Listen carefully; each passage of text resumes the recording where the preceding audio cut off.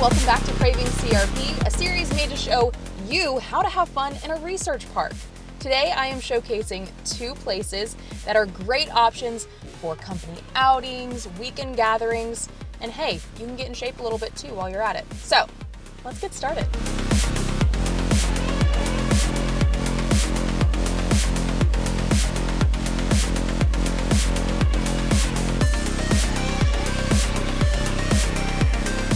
Topgolf needs no introduction. Most people have heard of it by this point, but in case you haven't, Topgolf is a multi-story driving range that offers food, drinks, and various golf games to play with your friends, family, or even a date. It's a place to have fun or brush up on your golf game, and it's made for all ages and experience. Now, depending on how you schedule your visit, meaning online or walking in, will determine how you approach the beginning of your experience. Online booking can be done on the Topgolf website and is as simple as making a reservation at your favorite restaurant. They also have an app you can download through the App Store, but the website works just as well too. You can select how long you plan to play for and how many people are in your party. You put down a deposit and pay the remainder of your total when you arrive on site. But if you don't book online, that is totally fine. You can actually go to the front desk right here, and they will make sure there's some space available for you if they have any openings. Once you get booked in a bay, an employee will escort you and your party to your location. They will then get you set up and explain how everything works, which is really nice if you're not used to golf at all. This seems like a good time to mention. Topgolf is not designed for avid golfers only. This is a great introduction for people interested in playing the game or for people who just want to laugh and have a good time with friends. Because believe me, I am no golfer. There are several different types of games you can play if you're here for fun, and something that makes it even better, you can order food to your bay. The menu here is similar to what you would find at a sports bar, so we're talking nachos, wings, flatbreads, salads, etc. Something I want to make sure I mention though is they do have gluten-free and vegetarian options available, such as their mushroom tacos, hummus, and even a veggie flatbread. There's also an extensive drink menu that has everything from beer, wine, cocktails, and mocktails. So today we ordered a couple of new items that we haven't featured yet on this series. We started off with drinks, of course. I decided to go with the classic Dirty Dr. Pepper. This is actually not on the menu. What they have on the menu is a classic Dirty Pepsi, but I was told that you can exchange the Pepsi for pretty much any Coke that you want, or soft drink, or whatever you call it. So I decided to go with the Dr. Pepper, which is just Dr. Pepper, cream, and coconut syrup. And holy cow, I know this is a new trend, dirty sodas. I was very skeptical at first because why do you need to add more to a soda? But I hate to admit it, it is really, really good. I really enjoyed this drink a lot. We'll definitely come back just for this. Now joining me today was Ashley Young from AV, which is inside Cummings Research Park. She is a new friend of mine, and we had a great time. She decided to order from the mocktail menu, and she started off with the Basil Peach Palmer, which is a traditional Palmer infused with basil and peach. She said this was very good. It was refreshing and kind of a nice cool-off drink when it's so hot out here on these hot Alabama days. Now, later on in the day, she actually got a second drink, which was the Mango Cooler. This one she seemed to be more fond of. It was mango, grapefruit juice, pineapple juice, citrus sour, and ginger ale. Now these can be found on the menu under zero proof cocktails. None of them have alcohol in them. However, I'm sure you could get alcohol added if you are looking for something like that. Now onto the food. We decided to go with our typical appetizer, entree, and dessert. Starting us off with the appetizer is the Nacho Average Nachos. These came recommended by our wonderful server, Taylor. These nachos are 8 mini tostadas, which are loaded with beans, melty cheddar, queso blanco, chimichurri sauce, and fresh jalapenos. These are a very unique spin on nachos. So if you're expecting your typical nacho plate, this is a little different than that. But they're so good. They come preloaded, which is super nice because it is less messy and easier to eat while you are also playing golf. You got a nice taste of the chimichurri, the jalapenos, very light on the beans. So if you're not a big bean person, I think you can get away with eating this. And of course you can taste the cheese on here. and it comes with some guacamole, some pico de gallo, and of course some sour cream.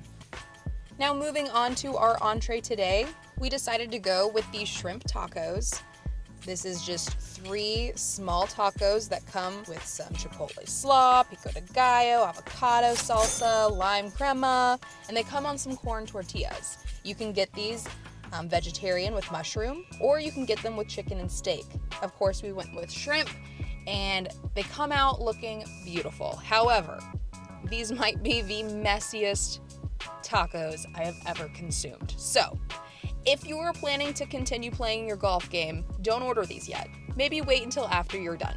But I will say they were very delicious and worth having, maybe after you play a game though. And wrapping up our dessert today is the Topgolf favorite, Topgolf Donut Hole-in-Ones. Now these are cinnamon sugar dusted donut holes that come with 3 different injectable flavors.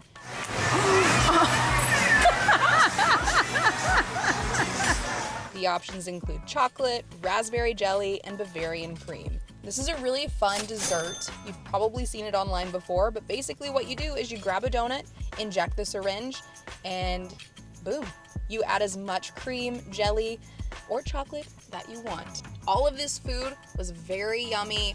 Highly recommend coming for food and pleasure. But now I think it's time we work it all off at our next destination. High Point Fitness is an indoor-outdoor climbing facility located in MidCity District. This gym offers fitness classes, gear rentals, and climbing walls that reach 45 feet tall. Now that doesn't sound too scary when you're looking from the ground, but trust me, when you start climbing up that wall, that sucker is high. Now we did visit in the summertime, which means summer camps. Kids are everywhere. Maybe that is appealing to you as a parent with kids who are bored at home, or maybe you want to be sure to avoid the times that this place is covered up with kids. Either way, we're going to show you what to expect when you visit. So if this is your first time visiting High Point Fitness, then you will walk in the front doors, be greeted by an employee at the front desk, and they will ask you to fill out a form on an iPad. This is just a waiver saying they are not liable for any injuries or anything that happens to you while you are climbing in their facilities. Once you sign this and send it in, you go back to the front desk and they will set you up with all of your gear. Now today I paid for a day pass with gear rental, and my total came out to just over $33. Now a day pass, what's really cool about it is you can come and go all day long. So if you want to come in the morning, go have some lunch, come back later in the day, you don't have to pay again. The day pass covers the entire day, so you can come and go as you please. They also sell memberships here, so if this is something that you enjoy doing on a regular basis, you can go to their website and learn more about the memberships. Now what High Point has to offer, they have rock climbing walls, they have boulder climbing, they have a kids room, they have a yoga facility. We didn't get that because there were children in there, but they also have a workout facility and a training room. All of these rooms offer something different, and all of them are so much fun. Now, when you get started here, if it is your first time, you will have to sit through an orientation where they walk you through every facility and teach you what to do, what not to do. This is very important for your safety and the safety of those around you. Now, this is my first time truly rock climbing. I maybe did this once when I was a younger kid. It's been a really long time, and boy did it show. So we started off with the rock climbing wall. This has automatic belays, which you tether to yourself. That is covered in the orientation. Once you get tethered, you can free climb as much as you want, as long as you're in your lane. I had high hopes. I was optimistic that I would make it to the top of this wall, no problem at all. That did not happen. I made it about a quarter way up the wall and decided this is way too high, and now I'm scared to jump because, of course, you have to jump to get down. That's so scary. Look at that guy.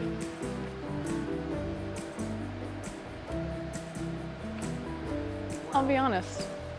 When I'm looking up, it doesn't look that high, but the second I'm like 2 feet in the air, that's really high.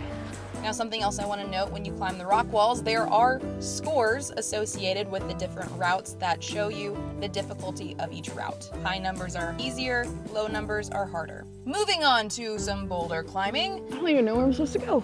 This, you are not tethered. This is free climbing for real.